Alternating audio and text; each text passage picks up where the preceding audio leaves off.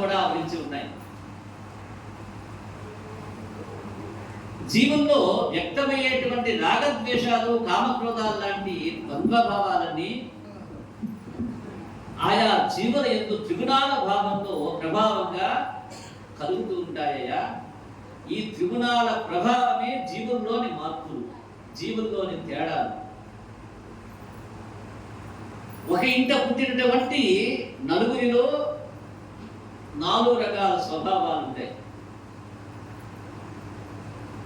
ఒక ఆమె అబద్ధాలు ఆడదు, వాళ్ళ చెల్లెలు పచ్చి అబద్ధాలు గురవుతుంది. ఒక కడుపుడు పుట్టిన పెద్దవాడేమో అది సాత్వికుడై ఉంటాడు.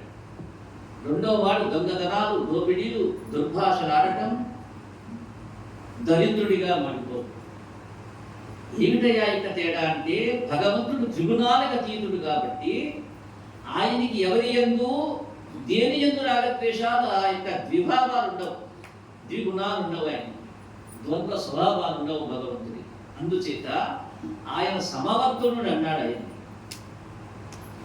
జీవులకు కలుగుతుండేటువంటి కష్ట సుఖాలు, చావు పుట్టుకలు లాంటి అనుభవాలు ఆయా జీవులు చేసుకున్న కర్మాన్ని అనుసరించి వస్తూ ఉంటాయ్యా. ఓ రాజా, భగవంతుడు కేవలం సాక్షిభూతుడు మాత్రమే, కర్మఫల ప్రదాత మాత్రమే అయి ఉంటాడు. న్యాయాన్ని అమలుపరిచే విధాత అనవచ్చు ఆ యొక్క భగవంతుడిని. ఈ రహస్యం మానవులకి తెలియదు కాబట్టి భగవంతుడే అన్ని స్వయంగా చేస్తున్నట్టుగా మనకు అనిపిస్తూ ఉంటుంది. శ్రీహరి చరిత్రలు, చేష్టలు ఎవరికి అర్థం కావు రాజా.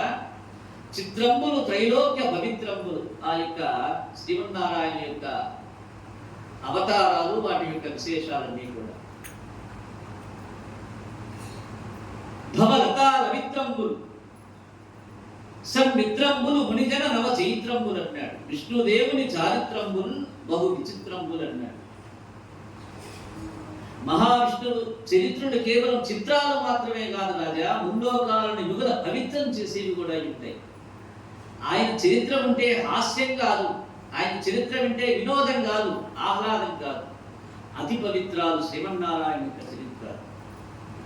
జీవరాశులకి అప్తమిత్ర అంటే ఆప్తుడు, మిత్రుడు. ఆప్తుడంటే అతి దగ్గరేవాడు, మిత్రుడంటే మిత్రుత్వం.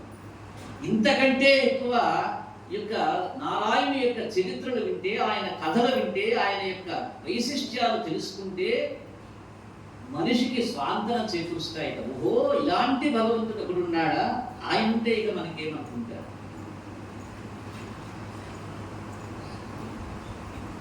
మునులకి వనాలకి వసంతాలు లాగా, మునులకి ఆనందదాయకాలు,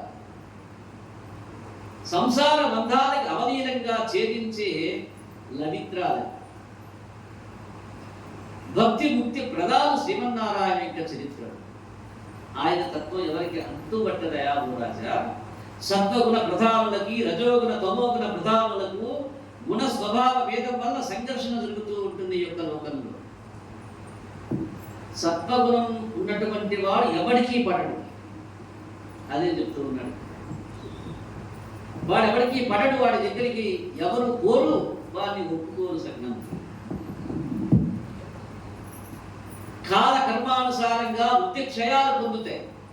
సత్వగుణాధిక్యలో ఉన్నప్పుడు దేవతలు, సాధువులు, సజ్జనులు పైచేయిగా ఉంటారయా. రజోగుణ తమోగుణాధిక్యతలో ఉన్నప్పుడు అసుర ప్రవృత్తి గల వ్యక్తుల్ని పైచేయిగా ఉంటుంది. అంటే రజోగుణము తమోగుణము ఎక్కువగా ఉన్న చోట ఏముంటుంది, సత్వగుణ సంపన్నుడు ఓడిపోతాడు. సత్వగుణము రజోగుణం ఉన్నప్పుడు తమోగుణుడు ఓడిపోతాడు. నీ సందేహాల లాంటిది పూర్వం రాజసూయ యోగం చేస్తున్నప్పుడు యుధిష్ఠిరునికి కూడా వచ్చింది. ఈ రాజసూయ యాగంలో శిశుపాలుడు శ్రీకృష్ణుని అనేక మాటలు దూషించాడు. అలా అవమానిస్తూ ఉంటే కృష్ణుడు చక్రాయుధాన్ని ప్రయోగించి వాడి శిరస్సు ఛేదించాడు. శిశుపాలుని శరీరం నుండి వాని యొక్క జీవాత్మ దివ్య తేజస్సుతోటి బయటకు వచ్చిందట. అలా వచ్చి కృష్ణ పరమాత్మలోనే లీనమైపోయింది శిశుపాలుని యొక్క ఆ యొక్క ప్రాణ తేజస్సు. అది చూసి ధర్మరాజు అన్నాడు, ఆశ్చర్యపడ్డాడు. నారద మహర్షిని అడిగాడు, ఓ నారద మునివర్య, మహా తపస్యానికైనా భగవత్ సాయుధ్యం అతి దుర్లభం కదా. భగవత్ సాయుధ్యం అంటే ఏమిటంటే సాయుధ్యం ఆయనలో లీనమైపోవడం. చూడండి, ఇది విచిత్రమైనటువంటి ప్రక్రియ. ఆయనలో లీనమవడం ఎవరికి సాధ్యం? అదే అంటూ ఉన్నాడు, మహాతపస్యాలుడైనా కానీ భగవత్ సాయుధ్యం దుర్లభం కదా ఓ నారద. మరి నిరంతర కృష్ణ ద్వేషి ఎవరు? శిశుపాలుడు. ఎప్పుడూ తిడుతూనే ఉంటాడు కృష్ణుడు. అసలు కృష్ణుని మాట వింటే వాడిని శిరచ్ఛేదనం చేయమన్నాడు. మన రాజ్యంలో కృష్ణ అన్నటువంటి వాడిని తల నరికేయమన్నాడు. అంత ద్వేషమైనటువంటి యొక్క శిశుపాలునికి ఇంతటి మహద్భాగ్యం ఎలా కలిగింది అన్నాడు. పూర్వం వేణుడనేటువంటి రాజు, వేణుడి గురించి చెప్పుకున్నాను. వేణుడు అనేటువంటి రాజు వాసుదేవ ద్వేషంతో బ్రాహ్మణ సంకల్పం చేత నశించిపోయినాడు. అవునా కాదు? కేవలం వాసుదేవ ద్వేషం. ఇప్పటికి కూడా ఉన్నారు వాసుదేవ అంటే అబ్బో ఇదేదో అంటారు. వాసుదేవ అనేటువంటి పదము అతి పవిత్రమైనటువంటి పదం. అది మహామంత్రం. కాబట్టి మనం నిరంతరం దాన్ని హృదయంలో పదిలపరచాలి. అలా పవిత్రమైనటువంటి వస్తువుని ఏం చేయాలి? ఉత్తి దాచి పెట్టడం కాదు, బాగా తుడుస్తూ ఉండాలి. దాన్ని ఏం చేస్తూ ఉండాలి? బాగా తుడిచి ఒక్కసారి దాన్ని ఇలా చూసుకొని తృప్తిగా మళ్ళా లోపల పెట్టుకోవాలి. ఎవరైనా శత్రువు వచ్చినా, ఏదైనా బాధ కలిగినా, ఆనందం కలిగితే అయ్యా ఇదిగో నాకు ఆ యొక్క లభించిందనా. శత్రువు వచ్చాడు అనుకోండి, నాయన నాకు ఈ బాధ కలిగింది అని చెప్పి దాన్ని ఒకసారి చూడాలి.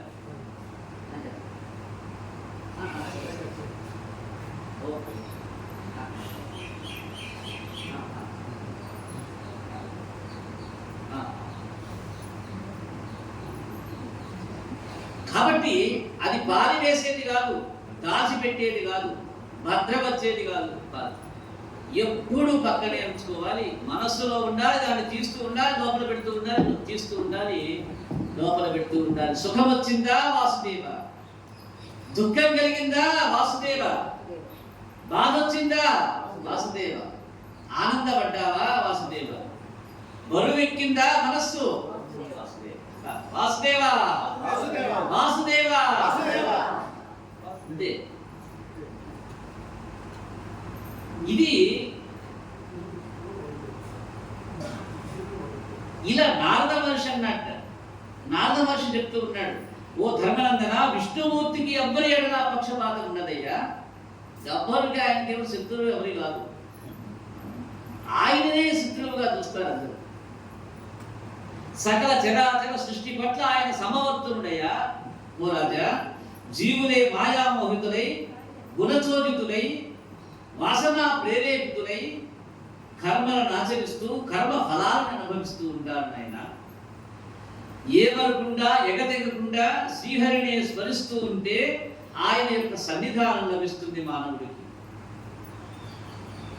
ఈ స్మరణ కోరికతో గాని, కోపంతో గాని, స్నేహంతో గాని, మోహంతో గాని, ప్రీతితో గాని, భీతితో గాని, శత్రుత్వంతో గాని, మిత్రుత్వంతో గాని, వాత్సల్యంతో గాని, మూఢత్వంతో గాని, అది ఏదైనా కావచ్చు, వాడి మనస్సులో భావం ఏదైనా కావచ్చు, ఎలాగైనా కానీ ఆయన యొక్క నామాన్ని మరుదెగక ఎడదెగక అనుసంధానించినటువంటి వాడు ముక్తి మార్గాన్ని చేరతాడు. అందులో ఆ ముక్తిలో కూడా ఏం చెప్పాడు? సాయుధ్యం అన్నాడు. సాయుధ్య మోక్షాన్ని పొందుతాడు. సాలోక్యము సామీప్యము, సాయుధ్యము సాయుధ్యము.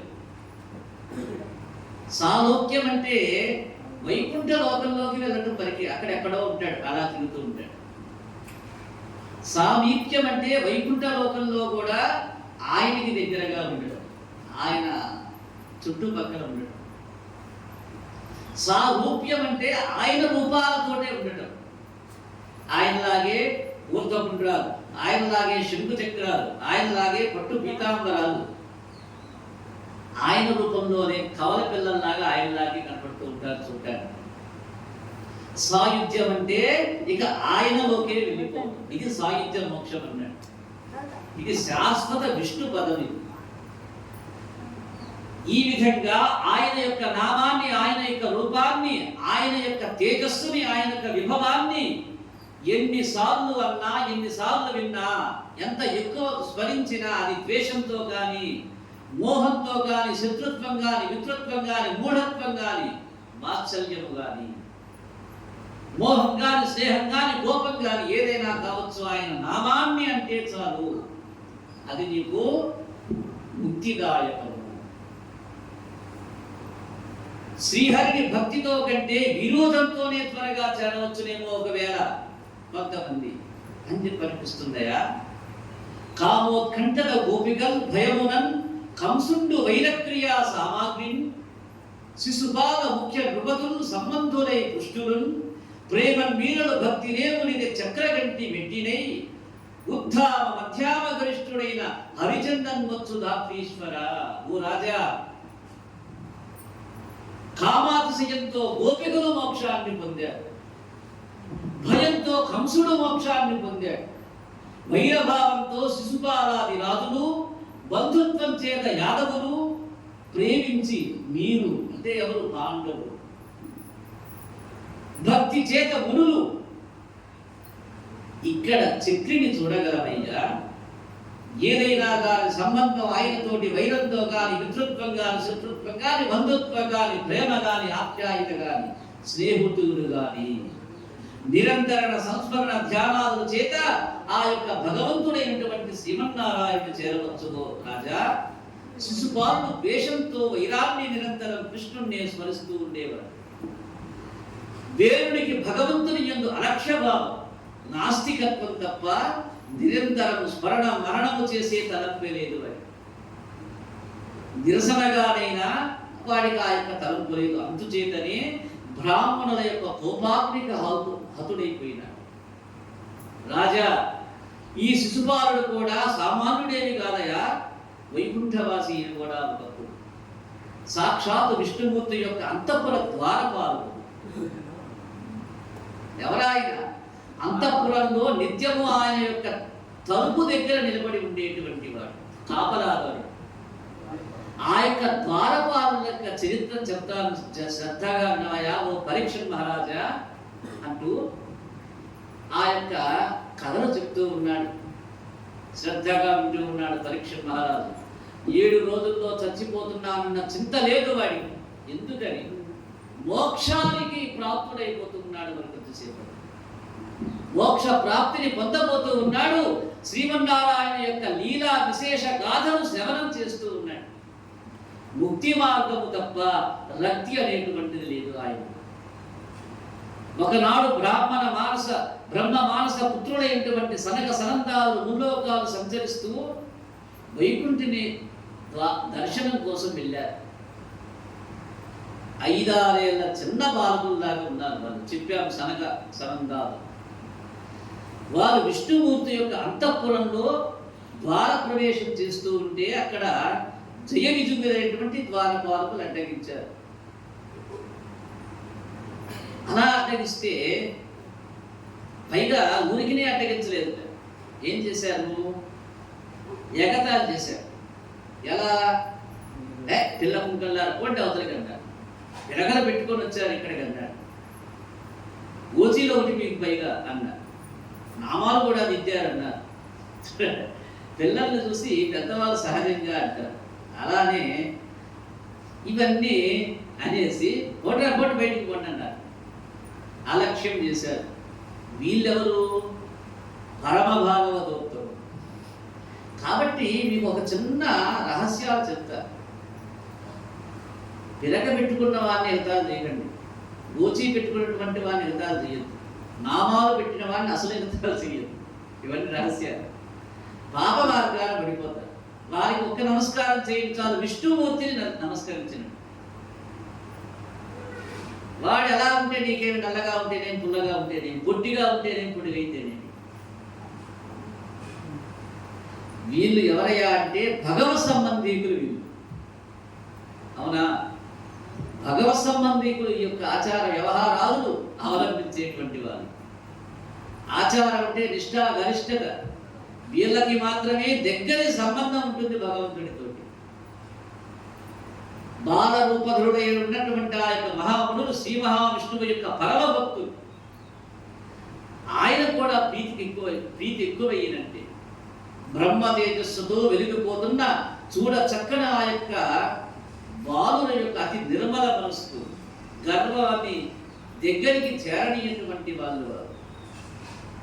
తమని శ్రీహరి సన్నిధికి పోకుండా అడ్డు పెట్టి కర్కశంగా మాట్లాడటాన్ని వీళ్ళుగా ఆపుకోలేకపోయినారు. వెంటనే అలా ప్రవర్తించిన జయ విజయుల్ని ఒక్కసారి అనేసారి మీరు వైకుంఠంలో ఉండరా అని అసుర ప్రవృత్తిని ప్రదర్శించారు. రాక్షసత్వం అదే. రాక్షసత్వం ఏమిటంటే బ్రహ్మవేత్తలని అపహాస్యం చేస్తూ ఉంటారు. ఇక్కడ ఏముండకూడదు?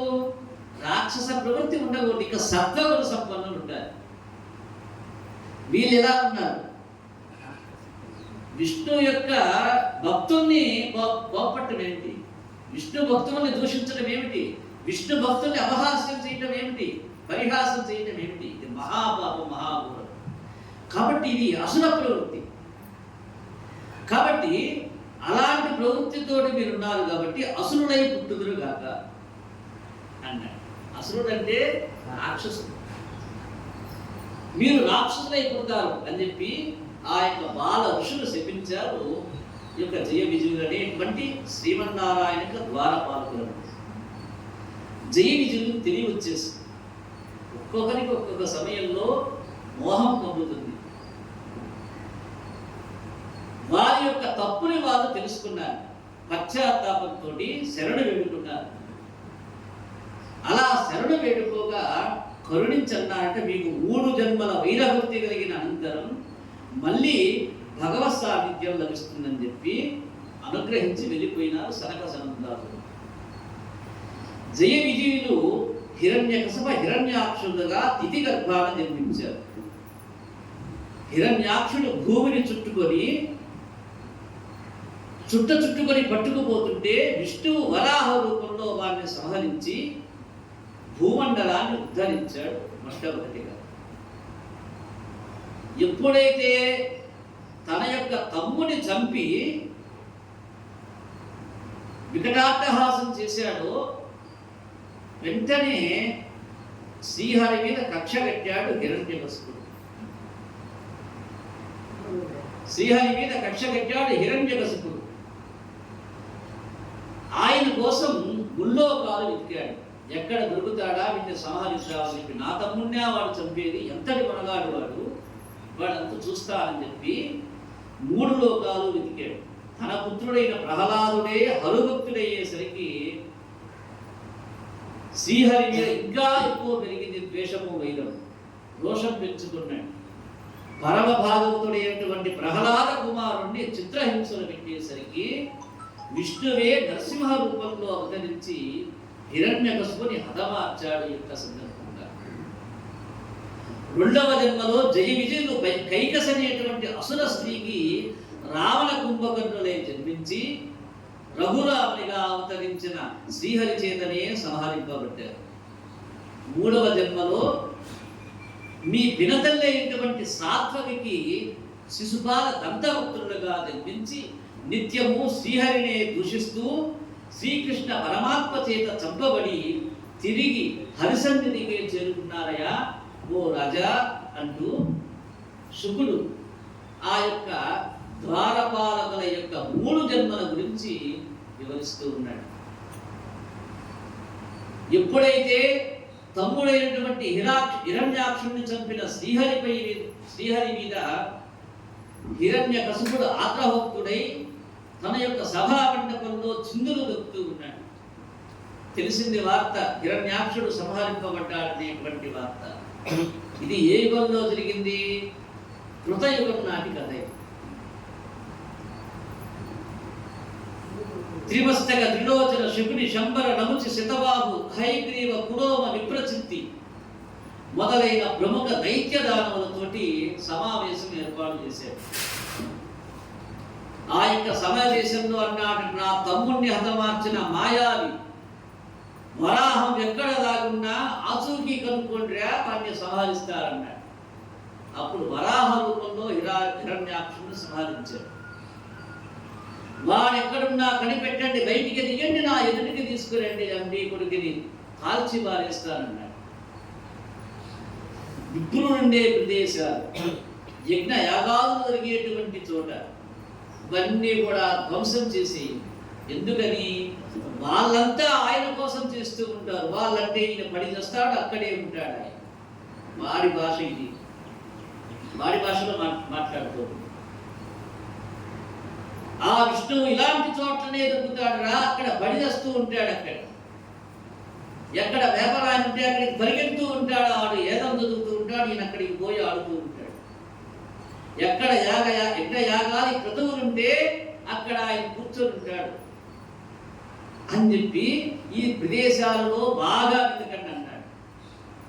ఆదేశం ఇచ్చేసేసాడు. ఆ ప్రకారమే ఆ ఆకాశ ముఖలు గ్రామాలని, పుణ్యక్షేత్రాలని, ఆశ్రమాలని, తపోవనాలని ధ్వంసం చేస్తూ ఉన్నారు. ఒకవేళ అక్కడ లేకపోయినా ఇది జరిగిన తర్వాత అక్కడికి వస్తాడన్నాడు. గోవులని, బ్రాహ్మణులని, మునులని, సాధువులని హతమార్చారు. ఈ సందర్భంగా దేవతలు కూడా భయపడి ఎక్కడెక్కడో దాక్కోవటం మొదలుపెట్టారు. హిరణ్యకశిపుని యొక్క దుష్ట చేష్టలు చూడలేక, ఆ బాధలు పడలేక ఈ హిరణ్యకశిపుడు హిరణ్యాక్షుని భార్యల్ని, కొడుకుల్ని ఓదార్చాడు. తన తల్లి అయిన దితి పుత్రశోకంతో కుమిలిపోతూ ఉంటే, ఓ తల్లి, తమ్ముడు మహాసూరుడమ్మా, వీర స్వర్గాన్ని అధిష్ఠించాడు తమ్ముడైనటువంటి హిరణ్యాక్షుడు, నువ్వు బాధపడద్దు, నిన్ను వీరమాతను చేశాడు.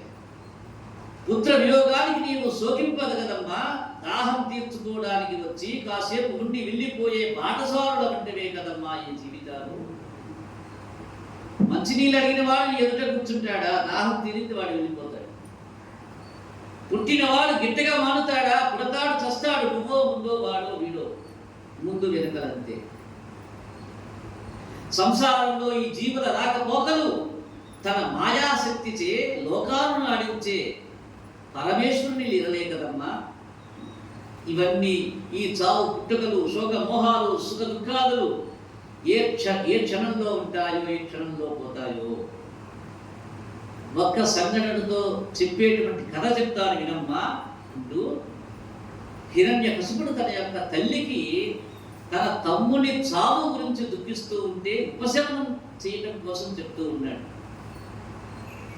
ఉసీనర దేశంలో సుయజ్ఞుడు అనేటువంటి రాజు ఉన్నాడమ్మా. ఒకనొక సమయంలో యుద్ధంలో మరణించగా అతని రాణులు, మిక్కులు దుఃఖంతో విలపిస్తూ దహన సంస్కారానికి అడ్డంగా నిలిచారు. యముడు ఒక విప్రమాణ రూపంలో వచ్చి ఉపదేశం చేశాడు ఆ యొక్క భాగ్యులకు. దేహం ధరించిన ప్రతి వ్యక్తి పుట్టడం గిట్టడం సహజమమ్మా. ఈ చనిపోయిన వ్యక్తి గురించి చనిపోకుండా శాశ్వతంగా ఉండిపోయే వారిలాగా అలా ఏడుస్తున్నారేంటి? ఇదేమైనా చావని వస్తువా జీవి? అసలు జీవి అంటేదే అర్థం చచ్చేదని అర్థం. జీవి అంటే అర్థం ఏమిటి? చచ్చేది.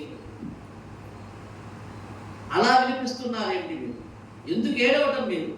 జీవి ఎక్కడి నుంచి వచ్చిందో మళ్ళా అక్కడికే వెళ్ళిపోవాలి. ఈ అనివార్య సంఘటన గురించి మీరు దుఃఖింపదగదు. జాతస్య ఇంద్రివో మృత్యువు మృతస్య చ. చచ్చిన జీవి గిట్టగా మానదు, కాబట్టి మీరు ఏడవద్దు. భగవంతుని అనుగ్రహం ఉంటే అడవిలో క్రూరమృగాల మధ్యన ఉన్నా సురక్షితంగా ఉండవచ్చు.